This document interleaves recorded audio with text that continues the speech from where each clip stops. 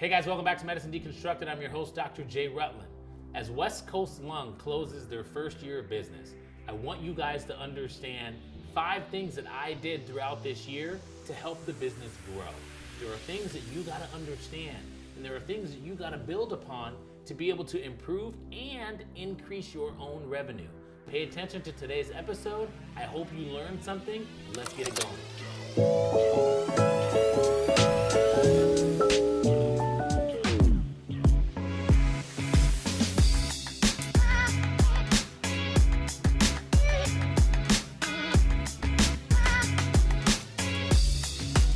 Hey guys, welcome back to Medicine Deconstructed. Listen, it's been a year since West Coast Lung has started. We've done okay. We're not the best. I don't expect to be the best. The one thing I will say is I totally expect to fail more than I expect to succeed. But you only have to succeed once.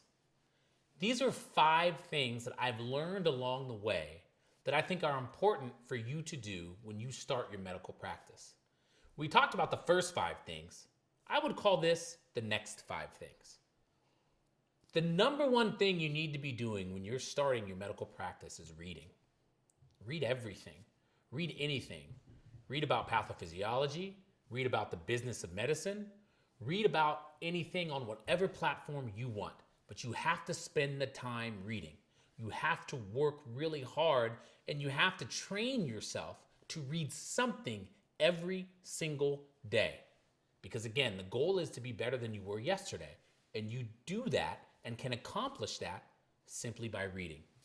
Something really easy. Advice piece number 2, become an expert. Become an expert in something within your medical field. For me, it was immunology. And it was immunology as it pertained to the lungs, right? Pulmonary immunology, so to speak. Understanding the immunology of asthma. I'm not gonna lie to you guys. Tomorrow morning, I have to teach other physicians how to teach asthma. Physicians in Japan, Argentina, Colombia, and Canada. Because of the expertise that you develop, secondary to the reading that you do, opportunities are gonna start to come. And as those opportunities start to come, this is all gonna lead to advice piece number 3, diversify your income. Do not allow your income to only be secondary to you just seeing patients.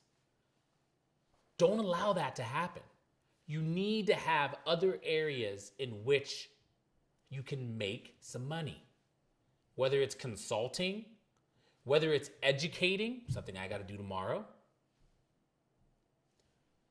whether it's making medical content, whether it's helping produce videos, whether it's being a medical consultant on a TV show or a movie, whether it's using your other skill of photography or of film or your love of fashion, whatever it is, diversify that income because you never want to be dependent on just one thing because sometimes something happens. Look at the pandemic right now, right? Look at all of these outpatient specialties like dermatology, right? Or the injectors. Those are going to be the first things that are going to have to slow down as a result of an impending shutdown. So you want to make sure that your income is diversified. You can pick up the pace somewhere else while something else has to relax. It's very, very important. Number 4, understanding the differences between an HMO, PPO, and IPA. An HMO is a health maintenance organization. Let's look at Kaiser, which is an extreme example of an HMO. Kaiser Permanente, the Permanente Group, is a health maintenance organization. They have their own doctors, they have their own facilities, and the individual patient pays that HMO to provide their care and their services. Now, one of the drawbacks with that is that certain protocols get instituted and perhaps certain care may not take place unless it's justified based on a protocol instead of individual thought. That's one of the drawbacks probably to an HMO. When you're looking at a PPO is a preferred provider organization. Essentially, what that is a patient is going to pay this PPO who's going to contract with an insurance company. And in this sense, the patient has the ability to choose whoever they want to manage their care. But depending on the PPO, the patient may have to pay certain services rendered or a bigger percentage of the services rendered. An example would be if I am not a member of a Blue Cross PPO, but a patient wants to see me and they have Blue Cross PPO, they can see me, but they might be responsible for half of the copay, or they might be responsible for the entire visit. So what physicians have to do is they have to go out and get contracts for these PPOs. I have a contract with Blue Cross PPO. I have a contract with Blue Shield PPO. I have a contract with Cigna PPO, Aetna PPO.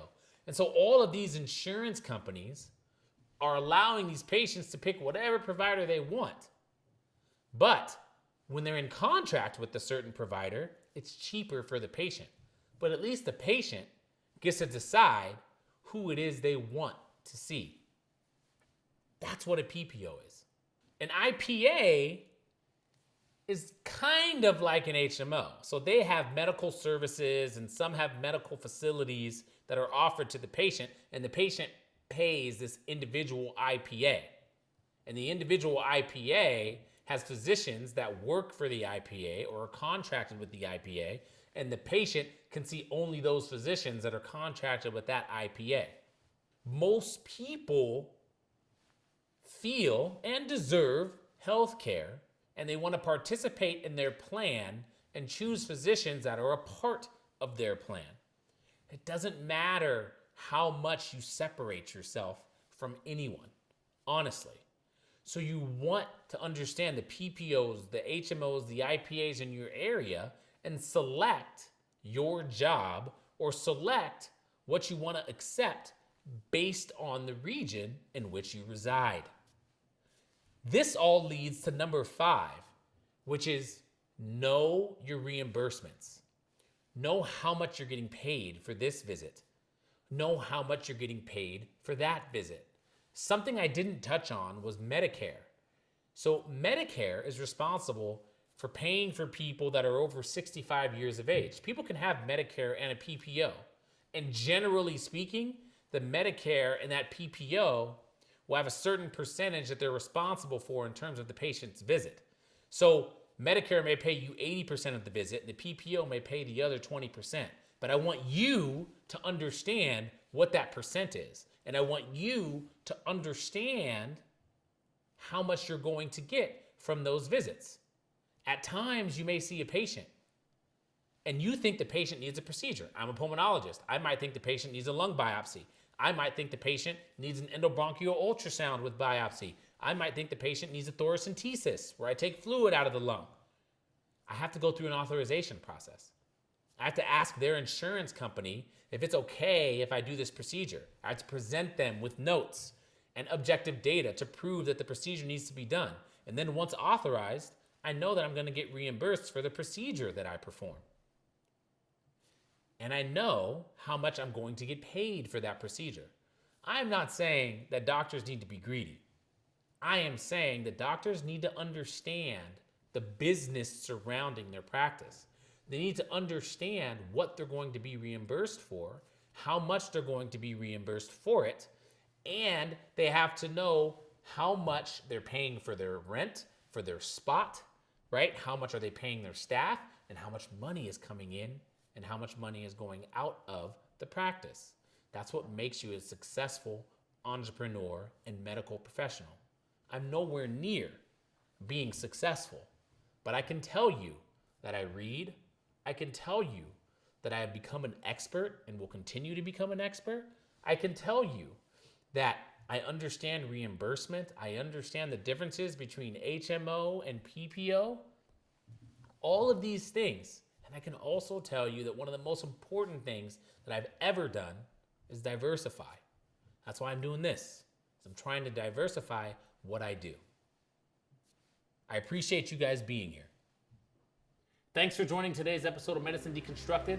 I'll see you next Friday. I'm here to arm you with some more information, so come back next week for some more ammunition. Take care.